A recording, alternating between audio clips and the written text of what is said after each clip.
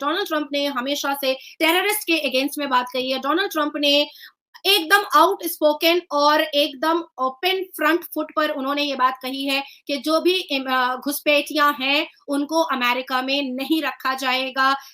तो जैसे आपके पाकिस्तानी रिफ्यूजी पासपोर्ट लेकर के भीख मांगने जाते हैं, हमारे यहाँ भारत के लोगों को इनवाइट करके रिक्वेस्ट करके बुलाया जाता है। और हमारे जो वजीर आजम साहब हैं वो सिर्फ डर डर के ना एक महदूद से लफ्ज लिखकर डोनाल्ड ट्रंप साहब को मुबारकबाद दे दें। अगर उसी तरह हम दूसरी तरफ जाएं और इंडिया की बात करें तो नरेंद्र मोदी उनको डायरेक्टली कॉल करके लेकिन पहले दिन की बात है अभी, और नरेंद्र मोदी ने मौके के ऊपर चौका मारते हुए ये डोनाल्ड अब सुनने में आ रहा है कि जो इंडियन लॉबी है वो अमेरिका के अंदर बड़ी पेनिट्रेट कर गई है और अमेरिकन सिस्टम के अंदर है। फॉर एग्जांपल इस वक्त जो बात चल रही है वो ये है कि काश पटेल के नाम से एक ट्रम्प के समझ लें कि बड़े करीबी साथी हैं जिनको भारत का जो डायस्पोरा है वो डायस्पोरा नहीं है, वो टेक्नोक्रेट्स है।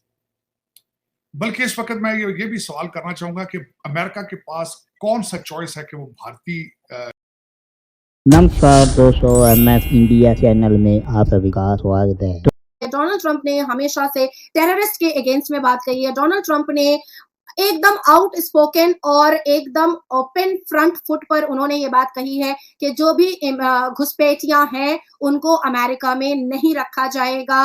गेट आउट घुसपैठियां। कितने 5 स्टार और 7 स्टार होटल्स हैं जिसके जो सबसे बड़े शेफ हैं वो इंडियंस है अमेरिका के अंदर।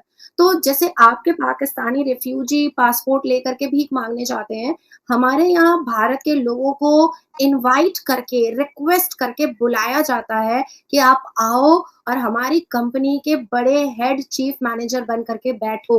आप आओ हमारे होटल को और भी शाइन और ब्राइट करो। आप आओ हमारे 7 स्टार होटल्स के सबसे चीफ शेफ बन करके आप इंडियन टेस्ट लेकर के आओ, भारत के खाने का मजा लेकर के। भारत के प्रधानमंत्री मोदी जी भी किसी भी चोर उचक्के और किसी भी आतंकवादी को भारत में रहने नहीं देना चाहते हैं। जिस तरीके से भारत के प्रधानमंत्री आदरणीय मोदी जी चाहते हैं कि ग्लोबली पीस जो है वो एनवायरनमेंट में आ जाए, सेम वही थॉट प्रोसेस जो है वो डोनाल्ड ट्रंप का है। अब क्या हो गया है कि अब अगर आपका पाकिस्तान, जैसे अभी आपके वजीर आजम जो है वो अमेरिका दौड़ भी चुके हैं, अभी आपके पाकिस्तान में मौजूद नहीं है। वो अमेरिका पहली फुर्सत में पहली फ्लाइट लेकर के आ चुके हैं टांगे पकड़ने के लिए डोनाल्ड ट्रंप की, जो कुछ होने वाला नहीं है और भीख मिलने वाला भी नहीं है, ठीक है, क्योंकि डोनाल्ड ट्रंप को बहुत अच्छे से पता है कि क्या है आपके वजीर आजम। तो हम गए नहीं है, हमें बुलाया जाता है। चाहे इंडिया में होने चाहिए, बट हमारे हालात बिल्कुल मुख्तलिफ हैं। किसी और मुल्क में इलेक्शन हो रहा है और उसके असरात पाकिस्तान में इतने पड़ रहे हैं कि ऐसे लग रहा है कि जैसे पाकिस्तान का इलेक्शन हुआ है।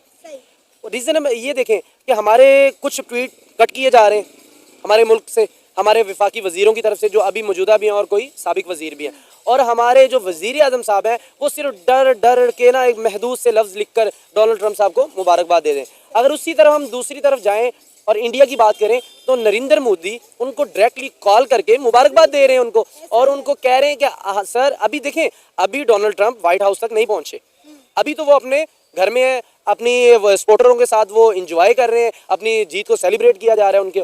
लेकिन देखें मोदी ने मौके के ऊपर, इसको कहते हैं भाई चौका लगाना, मोदी ने कॉल की, मुबारकबाद दी, और ये मैं बिल्कुल वसूख के साथ बता रहा हूँ, ये कोई एवं बात नहीं है, बिल्कुल अपनी 100% गारंटी के साथ बात कर रहा हूँ कि नरेंद्र मोदी ने डोनाल्ड ट्रंप को ये कहा है कि भाई आपने हमारे साथ डिफेंस के ऊपर भी आपने हमारे साथ ताउन करना है, आपने हमारे पावर सेक्टर में हमारे साथ भी ताउन करना है, और आपने इकोनॉमी हमें और ज़्यादा सपोर्ट करना है। ये देखिए पहले दिन की बात है अभी, और नरेंद्र मोदी ने मौके के ऊपर चौका मारते हुए ये डोनाल्ड उन्होंने कहा है कि हमने इन सेक्टर पर काम करना है, अमेरिका के साथ ताल्लुकात बेहतर से बेहतरीन करने हैं। देखिए यही तो बात होती है कि इकोनॉमिकल पावरफुल बंदा ये बात कर सकता है, और हमारे वजीर आजम जस्ट कॉल भी नहीं कर पा रहे क्योंकि उनको ये डर है कि शायद जैसे कि एक हमारे पाकिस्तान में चल रहा था कि बाइडन आया, इमरान अंदर हो गया।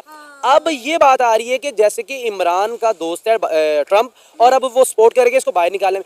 बड़ी ही गलत बात है। हमारा मुल्क 3 हिस्सों में बढ़ चुका है। एक वो हिस्सा है जो कहता है ये हुकूमत चलती रहे, एक वो हिस्सा है जो चाहता है कि अमेरिका मुदाखलत करे और इमरान को बाहर निकाले, तीसरी वो कुव्वत है कि जो कहते हैं हमें अमेरिका हमारी फौज को, हमारे इदारों को, वो उन पे बात करें। इस तरह नहीं होना चाहिए। कोई भी हम फिर आज़ाद तो ना हुए, हम तो वही गुलाम हो गए फिर। ये अब सुनने में आ रहा है कि जो इंडियन लॉबी है वो अमेरिका के अंदर बड़ी पेनिट्रेट कर गई है और अमेरिकन सिस्टम के अंदर है। फॉर एग्जांपल इस वक्त जो बात चल रही है वो ये है कि काश पटेल के नाम से एक ट्रम्प के समझ लें कि बड़े करीबी साथी हैं जिनको CIA चीफ के तौर पे देखा जा रहा है, ये ट्रम्प के बड़े करीब रहे हैं। आप क्या समझते हैं ये जो बातें चल रही हैं इसमें क्या हकीकत है, क्या वज़न है? माज़ी में ये नेशनल सिक्योरिटी काउंसिल में भी रहे हैं और इंटेलिजेंस डिपार्टमेंट ऑफ जस्टिस में भी काम कर चुके हैं। आपकी क्या असेसमेंट है, क्या इन्फॉर्मेशन है? क्योंकि आप रिपब्लिकन पार्टी की सारी एस्टैब्लिशमेंट के बड़ा करीब हैं। भारत का जो डायस्पोरा है वो डायस्पोरा नहीं है, वो टेक्नोक्रेट्स है। बल्कि इस वक्त मैं ये भी सवाल करना चाहूंगा कि अमेरिका के पास कौन सा चॉइस है कि वो भारतीय डिसेंडेंट लोगों से उनके साथ डील ना करें या भारत के साथ अपने रिलेशनशिप करा लें, खत्म कर लें या खराब कर लें। खत्म कर नहीं सकते, खराब कर लें, जो कि पिछले दिनों जिस तरह के ट्रूडो साहब ने किया। Can America afford to do it? मेरे ख्याल में नहीं।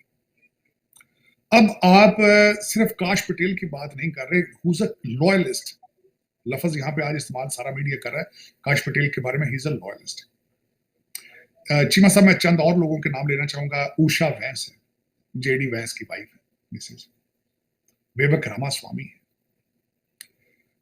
आज के हालात में रिपब्लिकन पार्टी के अंदर निकी हेली है, रिपब्लिकन पार्टी के अंदर ही JD वैंस, हमारे जो लुधियाना के थे बॉबी जिंदल, अब उसके वर्ल्ड बैंक के हमारे जो सरदार साहब, उसके बाद माइक्रोसॉफ्ट है, गूगल देखें, एप्पल देखें, ये सारे घेरे आसपास के जो है, ये मुझे बताएं क्या चॉइस है अमेरिकन के पास? क्या do you have any choice? They don't have any choice. अब दूसरी एक बात देखते हैं, टेक्निकल एजुकेशन इस वक्त अगर देखा जाए तो बड़े आईवी लीग स्कूलों में, MIT के अंदर, हार्वर्ड के अंदर देखा जाए तो चाइनीज और इंडियन नजर आते हैं स्टूडेंट। चाइनीज को डिफेंस कॉन्ट्रैक्ट्स नहीं दिए जा सकते due to the rivalry with the China. Russia के बच्चे यहाँ पढ़ने नहीं आते, ultimately they are not, that's not a threat. वो इतने रशियन यहाँ पे इंटीग्रेट ही नहीं किया उन्होंने, इतने ज्यादा रशियन यहाँ मौजूद ही नहीं। इस वक्त डिफेंस के बड़े बड़े सेंसिटिव कॉन्ट्रैक्ट्स जो हैं they are with the Indian technocrats, जो कि डायस्पोरा कहते हैं।